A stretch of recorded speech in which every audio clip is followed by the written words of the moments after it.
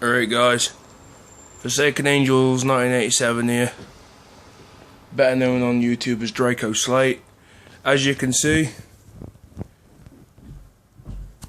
finally, after 9 fucking years, we have lifted the most prestigious trophy in England, minus obviously the Premier League, which, with the way we played yesterday, Saturday, I seriously was shaking in my boots.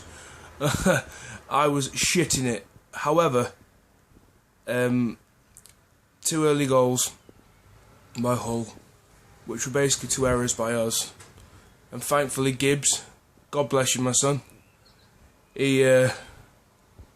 he kept us in, because if that had gone in it would have been all over but the shouting, because I think we would have buckled at that point. But then again, who knows, we beat Reading 7-5 after going 4-0 down, so but we're not talking about that. We're talking about Hull and Arsenal, and the Gunners, like I say, they finally prevailed, and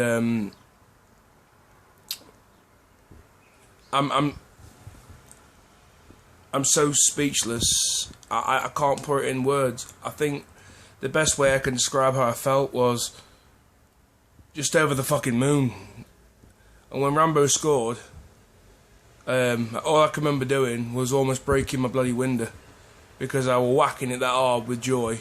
I run over to the screen, kissed the fucking TV, ran back, had a drink, fucking danced all over the house. And when that final whistle went, well, the feeling was as if you had such a burden on your shoulders, and you finally could get something off your chest, and you felt so free and so happy and just ecstatic, but also in shock, because it was weird to it was weird at first. Obviously I wanted Arsenal to win, but it was weird actually hearing it after all them years. It's kind of like when, for example, when Undertaker, he was using his graveyard symphony music, and then it goes away and he does all his other gimmicks, and then he brings it back. It felt weird at first, but then you realise that's where they belong, that's who they are, that's what they deserve, and that's exactly what they achieved. Now it comes on to next season. Next season, my short list of players, I still say the players that should go is Chu Young Park, Nicholas Bentner, Mikel Arteta, Thomas Vermaelen, and I think Sonogo needs to go out on loan, because I think he's a bit unconfident at Arsenal at the moment. Don't get me wrong, he's trying to work his fucking arse off. The only problem is he just hasn't got a final product, and I think it's going to hurt him mentally. But then again, who knows, winning the FA Cup might have restored his faith. The players that I would bring in, by the way, thank you Sanya, thank you Fabianski for such a great time. If you are leaving, God bless the pair of you. I don't care where you go, if you're leaving, you're cup heroes to us, and you always will be cup heroes to us, and to us you will always be legends. So the players that I would bring in, some people may think that there might be surprising choices, but there is a few in there that people will know. The main one I reckon we should bring in is Julian Draxler. I've heard that he doesn't want to leave Schalke, but this might ignite the interest, and he might be willing to come and experience some more glory days, because I do believe now we've won this FA Cup, it's going to mentally push us. And I do say this, within 3 years I think we're going to be Champions League winners. I've just got this feeling, and Rambo's going to be leading us there. Rambo to me is like Gerrard at Liverpool. I don't think Rambo's ever going to leave. I think Rambo's going to stay at Arsenal. He's going to retire at Arsenal, just like so many legends back in the day. So watch out for that, because I really reckon Rambo is the key to the Arsenal success. Apart from the whole team who worked for fucking arse off on Saturday, do not get me wrong, but Rambo, if he wasn't injured and Walcott wasn't injured, I've got a feeling we'd be up there. We'd have took the place where Liverpool was, and we would have won the league. I truly believe that. If not won the league, we would have been second. and unfortunately it wasn't meant to be. We got 4th place, but we've qualified for the 17th or 18th year straight for the Champions League. Now we've got a trophy under our belt, the FA Cup, which, like I say, is the most prestigious trophy in England, minus the Premier League Championship. However, saying that, we just have to see what goes off next season, but I reckon we've got a chance. I mean, I watched Roy Keane at the end saying that we're miles away from winning the Premier League title. I disagree. We almost won it this season just gone. We almost took the fucker, and if it weren't for the injuries of our playmakers, so to speak, and our goal scorers, I mean, I'll admit, I wasn't a Rambo fan. But he opened my eyes and he showed me what passion was all about when it came to the Arsenal football team. And after everything he went through, it's a tragic story, but after everything he went through, he fought and he's done it. And he's gave us the silverware for the first time in 8 years, 11 months, 25 minutes and 18 seconds. That is fucking insane. And to celebrate like Charlie George after that goal is just absolutely orgasmic. It's amazing, it's legendary, it's fucking quality, and the Gunners will be talking about this for years to come, because it was such a great finish. And same goes for Giroud. I don't really like Giroud, but you have to give him credit. He's the only striker we've had in this season, really. Everyone else has really just been given trial and error. Giroud has notched, I think it's, about 17, 18 goals under his post, maybe even a bit more. But he really has worked his ass off to say he's the only striker that we've got.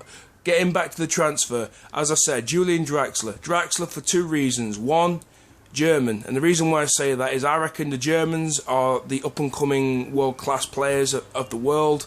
I'm an England fan. I hate to say it, but I think Draxler is definitely going to be a dominant player in the future, and Wenger could easily convert him into a full-time striker as a backup winger, a backup centre attack midfielder. So that is fantastic. You've got 3 positions that could be filled by one player, and he would be deadly up front.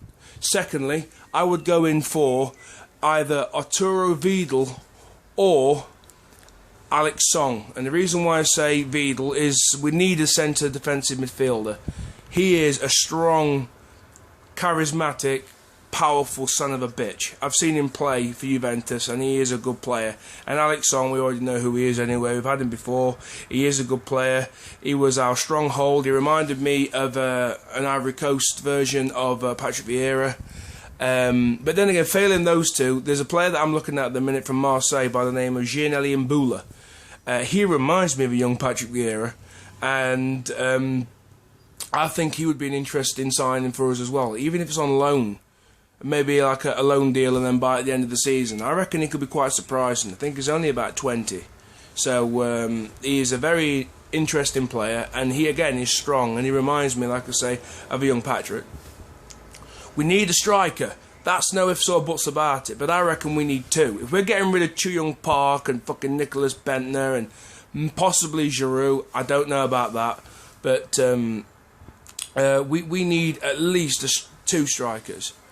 And well, at least 1 anyway, and forget the whole Cavani and Costa, because although they are quality players, it seems that Costa's Chelsea bound now, and Cavani, I'm not sure about Cavani because it's a big ask to ask, but it's all down to Wenger at the end of the day. But if you want my opinion on strikers, I would personally go in for Wilfred Bonny and Loic Remy.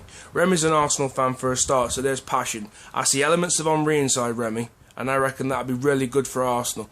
Bonny, the writing's on the wall. 18 goals for Swansea, a lower league team, and he has been fucking phenomenal. With the likes going alongside of Ozil and Rambo, Cazorla, Giroud, players of that calibre, Bonny could seriously be a Drogba at Arsenal, a winner in every sense.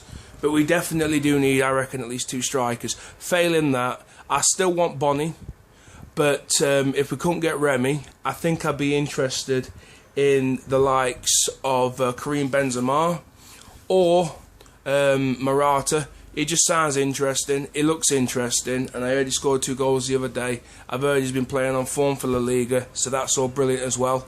But we do need some top quality strikers up front, in my opinion, just to frighten the opposition, let alone win the games.